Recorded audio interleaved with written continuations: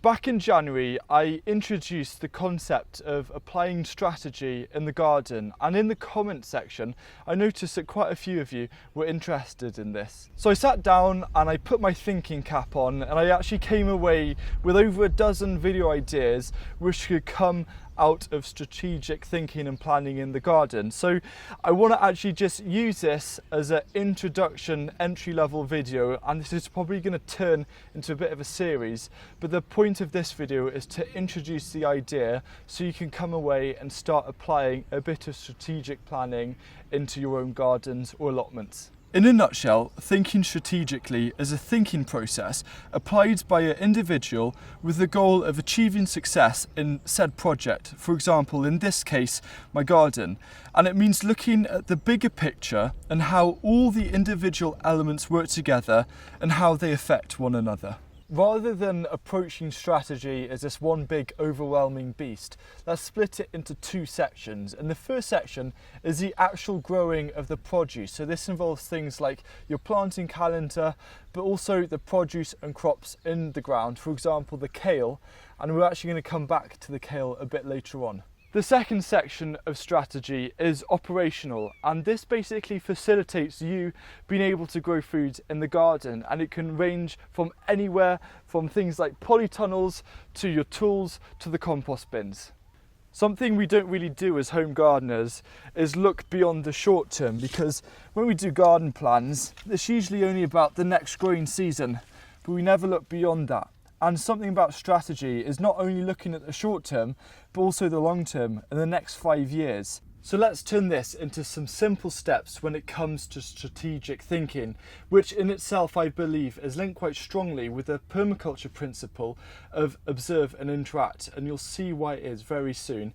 And then I'm going to come in with some examples just so you can see how this works a bit better. Step one is to have a really good understanding of your garden, and this isn't actually possible without a bit of time and experience. So I'd say if you have at least 2 or 3 years of knowledge of your garden, you'll know all the really important things like where are the most sheltered corners, where are the sunniest spots, and this is going to be really useful when it comes to the strategy. Step two is to identify things that have gone wrong, things which might take actually quite a lot of effort, and things which don't seem to match up, because every time you come to the garden you might not quite realize it yet, but you could be doing things which take a lot of extra unneeded time and effort, so it's about trying to find these.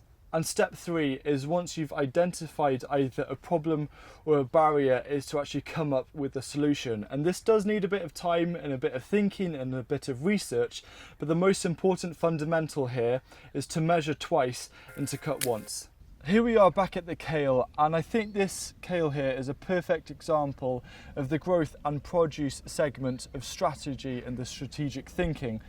And one of the things is we love our kale, and we have 3 brassica beds. So with our crop rotation, we do 3 beds on rotation every 4 years. But the only problem here is I've got kale in 3 beds, and one of the favourite things and one of the reasons why you grow kale is because they produce really delicious flower heads, which are a bit like purple sprouting broccoli, which produce for us in April and May. But the problem is, with our crop rotation, after the brassicas, we're going to be planting our potatoes. And potatoes, you plant them in March, which means, unfortunately, it makes it quite complicated when it comes to planting potatoes if you have things like the brassicas like kale or purple sprouting broccoli, which produce after March, spread around the area. So one of the things that I've done here is, after observing that, I want to interact with this. So what I need to do for the next growing plan is to make sure I only have 1 brassica bed for the long-term brassicas, which are going to produce in the hungry gap, which is vital, and the 2 other beds to be brassicas which aren't so long-term, so more short-term, for example turnips, kohlrabi, swede, or even Brussels sprouts. An example for when it comes to the operational side of garden planning and thinking is, for us, I've always felt that these compost bins are a bit far away. We also, when we've made the compost, we have to lug it up a bit of a hill, and open and close a gate. This requires a lot more time and effort than is probably needed. I think the whole overarching goal when it comes to strategic thinking and planning for the garden is it's actually all about location. And for example, when we're talking about the compost bin, it's out of the garden. So what I'm going to do is I'm going to time how long it takes to open the gate, walk up with the wheelbarrow to the compost bins, turn around, come back and close the gate, and just see how long that takes me.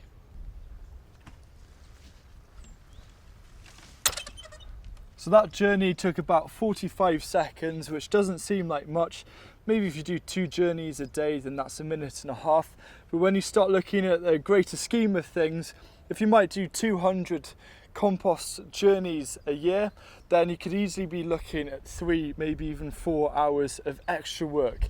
And the thing is yes, it might only be 3 or 4 hours, but over 5 years, that can easily extend to maybe 2 days of work, but that is only the compost. We could be looking at loads of other operational things about the garden. For example, the tools. At the moment, we're storing the tools down in the tool shed, and that's probably a similar journey to go there. So very quickly, by looking at the location, at where the key points are, it's probably better to have one base within the garden where we can go and access everything.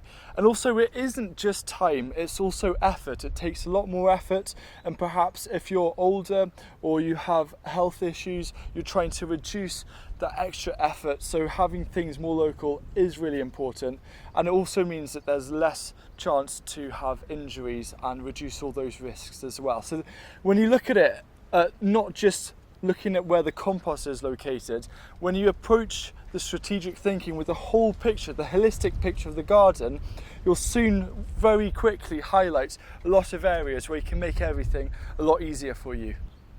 So what I'm doing here is, one of the other things about operational is thinking about water, and at the moment we only have one water source, which is from a spring, and the tanks are really far away. So like when we had with the drought, if we wanted some water, we had to go down to the water butts just outside the house. And so I've been looking at thinking, what's an easier way to do that to save time having to walk all that distance? And this roof here for our woodshed is going to be perfect. So one of the action steps, if you want to get into looking and thinking about your garden strategically, is I think everyone should have a notebook in the garden which is dedicated to making really quick notes when you're around and about and you find potential barriers or issues or problems. Make a quick note about them, and throughout the whole growing season you'll observe all of these, and then the idea is come winter you have a lot of time to then interact with those and find the solution. So make sure you get yourself your own notepad, and if it can be waterproof then that's always going to be a benefit. And one of the things that I'm going to do is down in the video description you can always come back for reference. All of the key points are going to be summarized there. This video is always going to be here to kind of set you on the path, but just remember that this is a complete beginning, and there are going to be loads of videos on this subject, and they're going to be in their own playlist. So it's very exciting, and good luck with it all. And if you need any clarification for anything, then please don't hesitate to ask down below in the comment section, and I look forward to seeing you again soon. Goodbye.